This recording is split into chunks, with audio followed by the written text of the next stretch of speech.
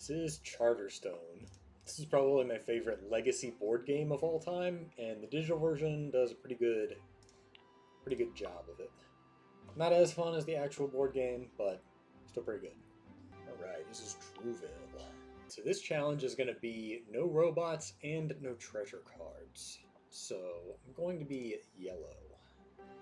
I'm taking on the cast of Futurama. Building my first building. Whew, nailed it. Gotta be New York.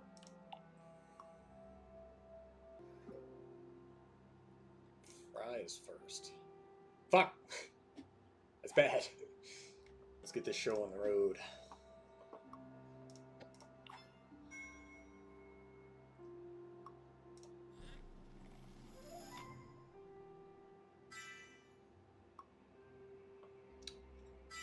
Hell yeah, first two buildings and a new persona.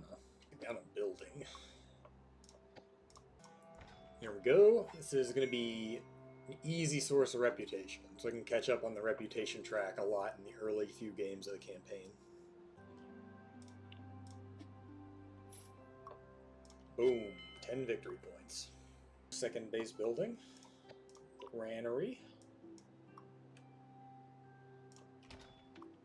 So now I've got a pretty sweet loop of paying an influence, going here, getting a corn and a coin. Taking that corn, going here, getting a coin and a reputation. Do that twice, I have enough coins to open a crate. Ooh, we got minions. Shit, robots are the first... Fuck! So the challenge is I'm not going to use any robots. So this is real bad unlocking them in game one, because all the other people are going to have robots. Early. Last round of the first game. I need to get lucky and have someone bump me in order to get up to 20 points. Okay, I got 25. That's fine. If I would have got lucky on the last turn, I could have got up to 30, which would have won the game, but whatever. It's just 2 stars in the end. This is a big decision early in the game. I think I need to get an extra card more than I need minions. Alright, that's game 1. Game 2. This guidepost is snake oil. If you collect the most coins and resources, the first time the limits are enforced for how much you can carry over to the next game, you waste a lot of stuff. But you do get victory points, so it's good to have the option. If that gets you up to a star, it can be worth it. First persona card. Every time I use a building with a grain cost, gain a victory point. So that's this guy. Carried over 3 coins from game 1, so I think I'm going to knock these 6 coins out first. There it is. Big decision. Which crate to open? I'm going in order. 47. Oh, hell yeah. This is perfect since I'm not using robots. Now I can get a friend card on my own property and put a minion on it. I'm going to open my second crate just to see which building I would rather get down this game. Yes! That's so good in game 2. Check this out. This is awesome. Chef on a space that only costs an influence, regained, paid, free space, corn, and a coin. Whew. Decided to go with a distillery. I don't really need a second chef anytime soon. Strategy check. So whoever wins game 2 does not get additional capacity, which means I only get 1 of everything, which is not a lot to carry over into game 3. So I don't really want to win this game, but I also think I probably am, just because a lot of things have broke my way so far. So I think I'm going to have to let go of this chef card. Which pains me turning a building back into the draw pile, but I think it's got to happen. I got to open this crate and then collect resources. Peril tokens coming in at the end of game 2. End of game 2, so I am going to get the extra capacity, not catching up to red. But I don't have a building and a crate to keep it on, so I think I'm going to get a different friend card. This one right here gives me an extra coin every time I get a coin in the yellow space, which is 2 spots. So that's basically the perfect friend card for me right now. Oh, come on.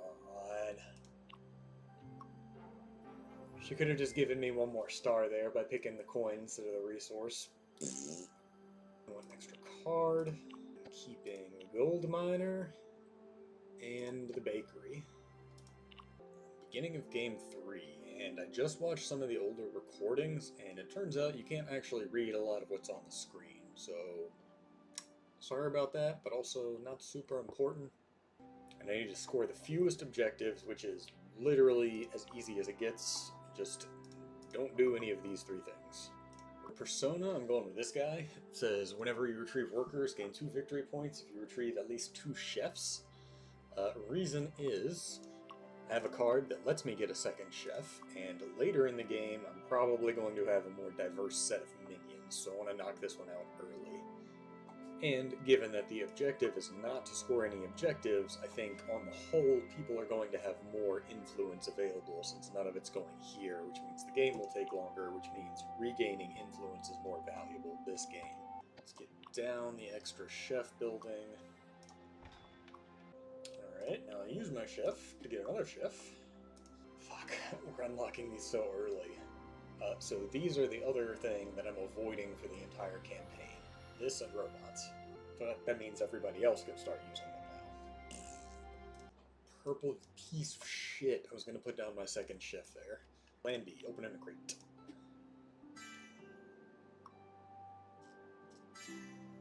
Peril tokens, that's not exciting. This guy's kind of good though, once there's a full set of buildings down. Alright, this is my 3rd reputation, which is usually enough to get 10 points for a game. This is one of the best spaces in the entire game. It lets you build a new house with coins instead of resources. And since my charter down here is great for getting a lot of coins, that's perfect for me. Last second, I think I can lock in a win over red by going here and killing one of my chefs. Get to decide whether or not to add building values to end of game scores. Yes. Give me more points. Fuck! I lost. Shouldn't have done that. Good news is that gives me enough stars to get an advancement card next game, which is huge, given that I can't get any advancement cards with robots. Game 4 guideposts have the most buildings in your charter. Mine's already maxed out, so write in that extra star right now. And temporary rules, the game is shorter than usual. Going with the Viticulturist, so whenever I bump an opponent's worker, I may regain 1 influence. This card's kind of weird. Like, you don't know where people are going to go typically, so it's kind of a crapshoot. But this is not a good board for picking up yellow peril tokens or gaining friend cards. So, that's where I'm at. I get to pick one of these cards, but the challenge is no treasure cards, so these are like the 3 of the 4 absolute best cards you can get at the very beginning of the game. I have to pass on them. Instead, I'm going to get this Sherpa because the friend card for victory points in Black's Charter is literally worthless. Good luck so far with the Persona. I'm doing the same thing Purple is, which means I get to regain an influence from my Persona, and now I've used that one. I think I'm going to go for all 3 of these objectives this game. This basically I can take care of just by placing minions in my own charter. Butlers! So I did not unlock these, but I'm going to get one of these as soon as they build this building. Slight change of plans. I can grab a crate right now, and in general, whenever you have a chance to grab a crate, grab a crate. Oh, the minion grinder. This building's going to come into play a lot later in the campaign, I'd imagine. Opening a crate. I'm going to keep going down the yellow path because I want to get down a couple of the 20-point buildings on some sky islands, just to have that for campaign scoring at the end. Shit, income? Which one? Yo, minion income. Hell yeah. Guest cards. Okay. These I still am going to collect because I think if you said no robots, treasure, or guest cards, it would be basically impossible. So guests are the 3rd best type of card in the game. Let's see what we got in this purple crate. I'm probably not going to heap the buildings over the minion grinder, but Persona might be good. Private objectives. Okay. Whenever I gain an objective card, select it from the top 3 cards of the deck. Put the others back in any order. It's pretty bad. We got the extra glory. This is the first game where robots and treasures are really starting to show up on the scoreboard here. That is a 2-star difference between first and last. that doesn't sound like a big deficit, and towards the end it's not, but this was a pretty substantial loss for Game 4. Okay, Game 4 was pretty brutal, but Game 5 I'm feeling pretty good about. Have the most Persona cards, so I'm already leading this, and I've got Crate yet to open, so I feel pretty good about winning this one. Sky Islands are a pretty big part of strategy, so I have to cover up 2 of my buildings, and I need to figure out which 2. This is going to be an aggressive building game for me. This is a 15-point card, so once I get this down, I get a crate. Once I open that crate, I get 3 building cards. You can only carry over 1 of them, so ideally I build 3 buildings this game and open 1 crate, which is aggressive for a game. Done. First to score a public objective, gain 3 victory points. Really, the only one I can get this game is this. First to have 4 different types of advancement cards. But I think I can do this on the very first turn of the game. So that's a risk worth taking. 9-point first turn, fuck yeah. Whew, Game 5, going great. I need to get my minion income down super early so that I can get a chef. Or sorry, a butler. This is income for the first time. I want coins. And let's see the 3 buildings in that last crate. Okay, coin for a chef, sure. 2 peril tokens. 2 peril tokens for an advancement card is big. Yeah, alright, I can work with these. Here we go, I get my first minion from income. And I want a butler. So here's why the butlers are so good for the yellow charter. My friend card is whenever you use a building in the yellow charter to gain coins, gain an extra coin, the butler always wins you a coin. So it's 2 coins instead of 1. And if you stack it with a space like this, I can trade 1 corn for 3 coins and a reputation, which is insane. I'm going to go ahead and build the better yellow peril token building on top of this one. And then that space permanently etched into my charter. I will never build over it. And it's good to get those on the bottom level so you have more options moving around your Sky Islands, because you only get 2 Sky Islands every game. Down 1 more building. I'm going to do the chef on a Sky Island and then not use this Sky Island. Because this space, like, it's good to lock the 20 points in, but it's not super useful relative to most of the other spaces. A little bit of in-game strategy here. So I'm already down to 0 influence, which means this ticks every single time my turn hits. Nobody else is especially close, so I'm going to try to end the game as quickly as possible before they get time to really cash in on having treasure and robots. So the way I'm going to do that, collect coins and resources and then dump them here and here for victory points. And hopefully that lets me keep enough of a lead that they can't catch up because the game is shorter. And wrapping up this strategy, I think I pulled it out. Oh, fuck. They passed me for Persona cards. That's annoying. Hey, first victory. Fuck yeah. Some extra Persona and want some extra capacity. Guidepost is most quota actions. Generally, quota actions aren't very good. So, unless there's an objective that matches up to it, I'm probably not going to go for the guidepost this time. Collecting peril tokens is going to be really good, so I'm going to set up for that. And I really need to get a second crate, or I guess a first crate, because this building does not have a crate associated with it. And until I get that, I don't really have like a main objective to do. So those have got to be the priorities for this game. Alright, yellow peril token. And I get my dude back, which is huge if it's in your charter. Whew, alright. I got lucky in that I can do this in time. If someone uses this minion income building before you build over it, you can't build over it anymore. So, whew, feels good getting that one down.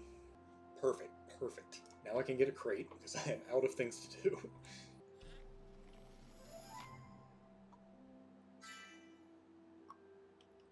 Oh, 3 20-point buildings. That's not what I was expecting. Alright, all of these cards suck. Probably not going to build any of them this game. I don't even know if I'm going to carry them over at the end of the game. Cut another break on timing. Let's go ahead and build over this reputation for a coin and some coins and replace it with this building I picked up, which is influence and coin for a guest card. Again, huge given that I don't have robots. One shot to break 50 points. And that is going here and then rolling either a purple or yellow. It's 2 games in a row I'm ending on a 9. That sucks. It's 59. Come on. I mean, at least black also ended on a 9. The nicest 9.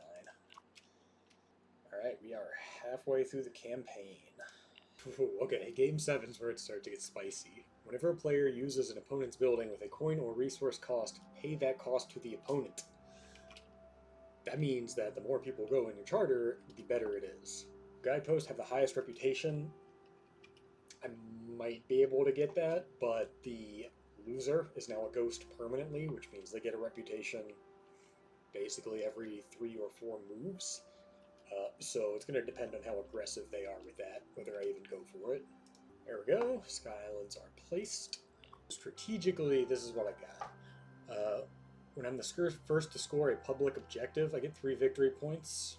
So 2 of those I'm going to go for. Fewest influence, or 3 or fewer influence, rather, and 3 minions on the map. And the other one is, at the end of the game, gain 1 victory point for each type of minion you control. So that's going to be up to 6. I'll probably grab a robot and not use it just to get a victory point for this. And I've got this minion income spot, which is perfect. So that's how I'm playing game 7.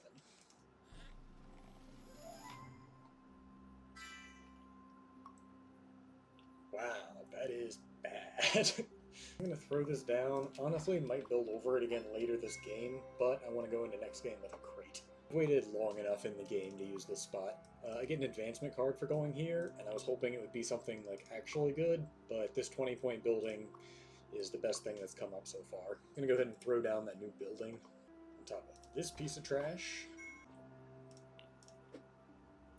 That's 1 objective.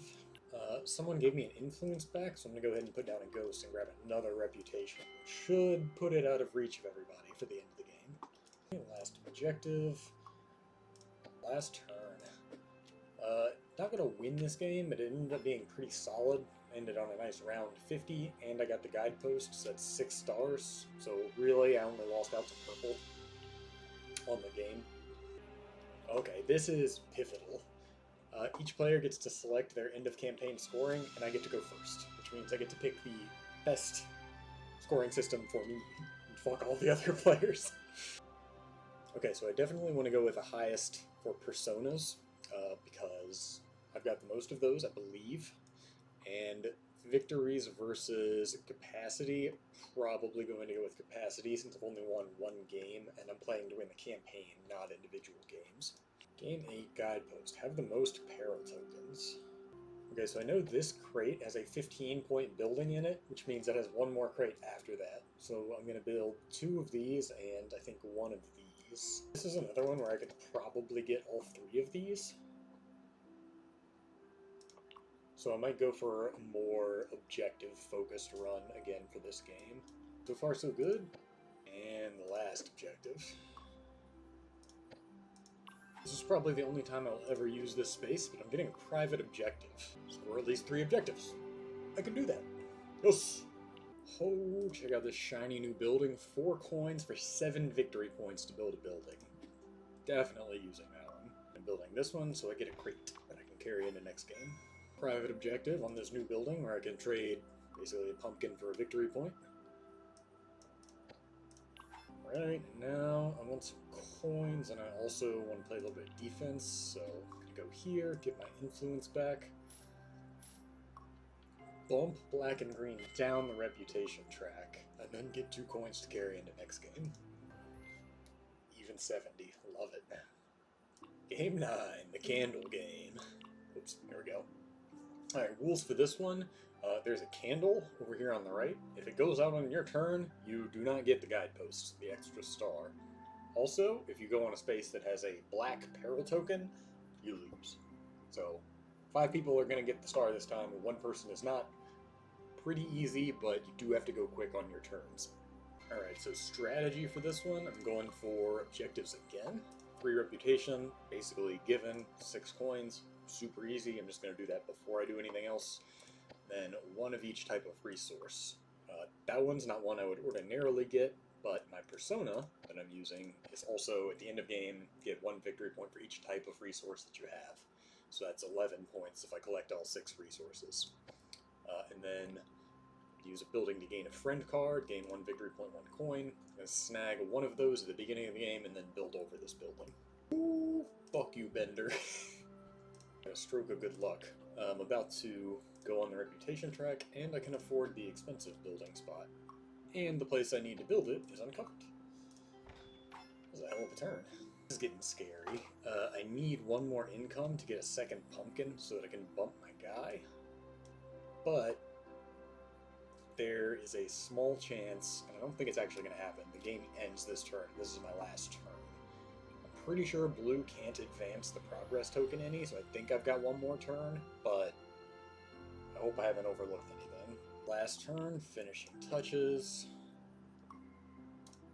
1 of each type of resource right at the end of the game, so I get an additional 6 points after that, which puts me over 50 points.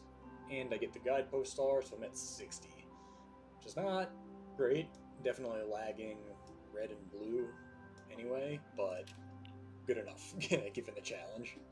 6 stars. Oh, black and red didn't make it to 7, or blue. All of them end on 9. That's fantastic. That's a lot of wasted effort on their part. Game 10. This one's rules are a little screwy. So, you cannot place minions this game. And the goal of the game is to have the most minions. So, like, kind of a weird, conflicting goal here. Okay, here's another really important strategic point. There are no more buildings or crates left in the deck at all. Player has all of them. I have 1 crate that has 3 20-point buildings in it, which is the exact number I need to get down buildings on these 3 spaces and maximize my campaign points. So I need to be really careful with when I use the crate so that I can put down 2 buildings immediately after that and still keep 1 to carry over into the next game. I don't think that's going to happen this game because I can't use minions. I'm going to need to do that in game 11, I guess. The fuck? Green just went on a resource for a coin. It's not something you should do literally ever. Cooped a bunch of peril tokens and bounced around to those spaces, which is how I've got 22 victory points. I'm about to scoop up my 3rd friend card, which will let me get this. And then I've got 3 pumpkins to go and get recurring private objective income, which will give me this. And then once I have private objective income, if I can score 1 more of those, I also get this one. So this is shaping up to be another objective-heavy game. Seems like that's the winning strategy for the yellow charter without robots and treasure cards. Can't get either of my private objectives yet, which is a bit of a bummer. Can get this one. Right, managing to sneak in 1 private objective here in the end. There's a chance I can get the other one on my last turn if someone bumps me. Ah, nobody bumped me.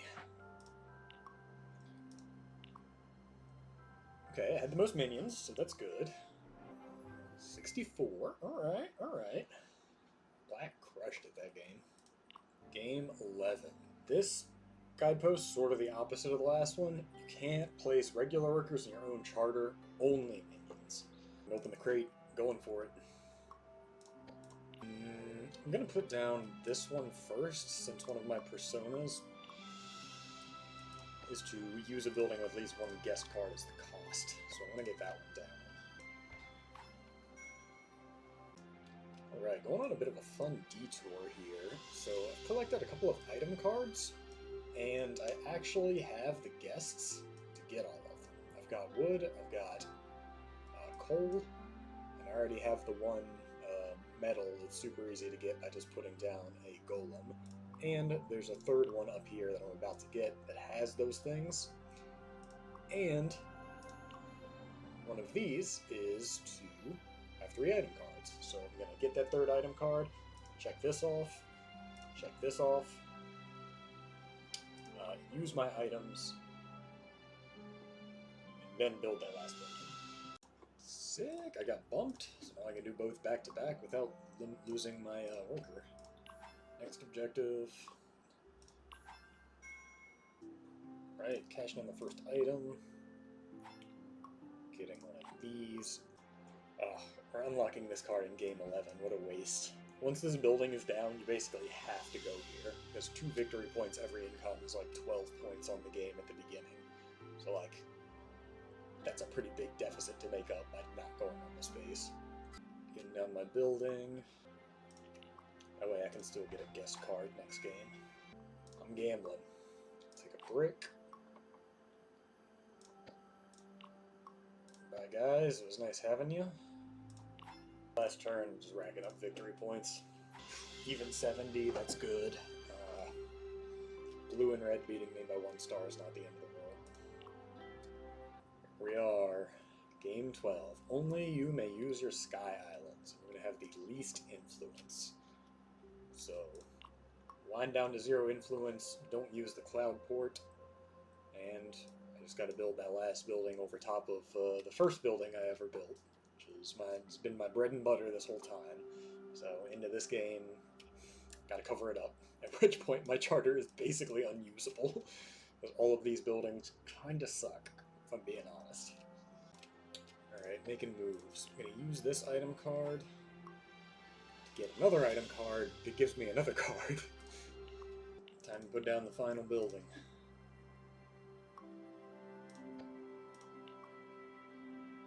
Goodbye, base building. Alright, next item. It gives me a coin that I need to put this guy here to get him down on that spot so that I can later claim this objective. Oh, yes, I got bumped. I was never going to get to use this space. Okay, that's pretty much the last thing I'm doing this game. I'm at 0 influence, so I get that star, and I'm just gonna like grind victory points over here with resources, because I got a shit ton of guest cards. Alright, Day of Judgment. Oh, 100 points, nice. Nice, nice, nice. Yes! Oh, 40 points.